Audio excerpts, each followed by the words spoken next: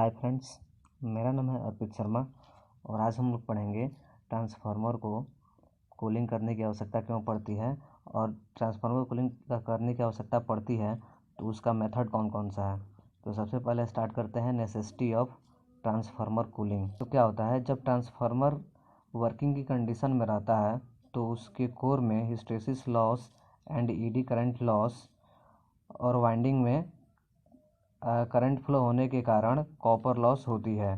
इन सब लॉस के कारण ट्रांसफार्मर में क्या होता है कि हीट उत्पन्न होता है, जिसके कारण यह हीट ट्रांसफार्मर के लोड बढ़ने के साथ साथ बढ़ती जाती है, जिसके कारण इसका टेम्परेचर भी दुगुनी स्पीड से बढ़ती है, जिसके फलस्वरूप वाइंडिंग का इंसुलेशन जल जाता है, जिसके कारण वाइंडिंग शॉर्ट सर्किट हो जाएगी और ट्रांसफार्मर काम करना बंद कर देगा।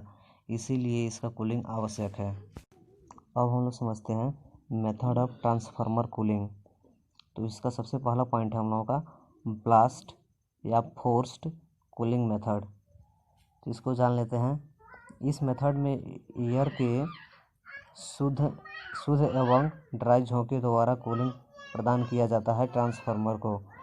इसके लिए ट्रांसफार्मर टैंक को पतली लोहे की चादर से बनाया जाता है और यह टैंक ऊपर तथा नीचे दोनों ओर से ओपन रहता है। इसमें ट्रांसफार्मर के असेंबली को इंस्टॉल किया जाता है और शुद्ध एवं ड्राई एयर को ब्लास्ट कराया जाता है, जिसके कारण क्या होता है कि ट्रांसफर हम लोगों का हीट नहीं होता है और वह ठंडा होते रहता है। सेकंड प्रोसेस है इसका oil immersed natural air cooling method. तो इसमें सबसे पहला आता है हम लोगों का रेडिएटर का प्रोसेस में कंस्ट्रक्शन ऑफ ट्रांसफार्मर वाला वीडियो में बता चुका हूँ कि रेडिएटर कैसे काम करता है, लेकिन फिर भी इसमें थोड़ा सा डिस्कस कर देता हूँ कि क्या होता है। वो रेडिएटर जो होता है वो मेन टैंक के दोनों साइड कनेक्ट रहता है और मेन टैंक में जो ऑयल होता है वो रेडिएटर के थ्रू सर्कुलेट होता है और सर्कुलेट होने के दौरान ही एयर के कांटेक्ट के कारण वो ठंडा हो जाता है।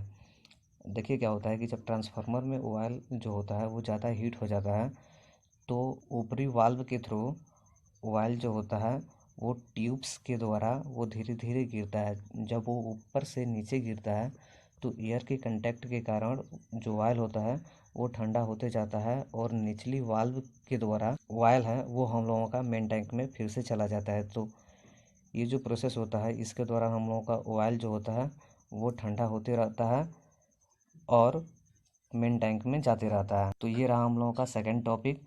थर्ड टॉपिक हम लोगों का ऑयल इमर्स्ड ब्लास्ट या फोर्स्ड एयर कूलिंग मेथड। समझते हैं इसको। इस मेथड में एयर ब्लास्ट कूलिंग की तरह शुद्ध एंड ड्राई एयर की आवश्यकता नहीं पड़ती है, क्योंकि कोर तथा वाइंडिंग डायरेक्ट एयर के कांटेक्ट में नहीं आते हैं। इस मेथड में ऑयल टैंक के नीचे जो चारों किनारे होते हैं ना, उन पे एक सेल्फ ऑपरेटेड ड्राफ्ट फैंस लगे होते हैं और ये फैंस ट्रांसफार्मर को हीट बढ़ाने जब बढ़ता है तो ये स्वतः ही ऑपरेट होते हैं और चलते रहते हैं। जब ट्रांसफार्मर का ऑयल जो होता है जब धीरे धीरे ठंडा होता है तो एक फिक्स टेम्परेचर पे क्या होता है कि यह स्वतः ही अपने आप ही ये बंद हो जाते हैं और ये जो काम होता है ये थर्मल रिले के द्वारा होता है। थर्मल रिले एक हीट सेंसिंग डिवाइस होता है। इसके द्वारा हम लोगों का फैन कनेक्ट होता है, इससे फैन कनेक्ट होता है और इसी के अनुसार से हम लोगों का जब टेम्परेचर में डिफरेंस आता है तो वो ऑपरेट होता है और बंद होता है। फोर्थ पॉइंट है हम लोगों का oil immersed water cooling method. इस मेथड में क्या होता है कि जो ट्रांसफार्मर का जो असेंबली कोर और वाइंडिंग जो होता है वो इंसुलेटिंग ऑयल से भरे हुए टैंक में डुबो करके रखते हैं और इस टैंक में ट्यूब्स लगे होते हैं और इस ट्यूब्स में हम लोग ठंडे पानी का सर्कुलेशन करते हैं। तो क्या होता है कि जब ट्रांसफार्मर का ऑयल जब ज़्यादा हीट हो जाता है तो पानी के सर्कुलेशन के कारण ट्रांसफार्मर का ऑयल ठंडे होते रहता है। तो आज हम लोग जान लिए कि ट्रांसफार्मर को कूलिंग की आवश्यकता क्यों पड़ती है। जब कूलिंग की आवश्यकता पड़ती है तो उसका मेथड कौन कौन सा है। अगर ये हमारी वीडियो आपको अच्छी लगी तो कृपया इसे लाइक करें, कमेंट करें, शेयर करें और हमारे चैनल को सब्सक्राइब करें। Thanks for watching.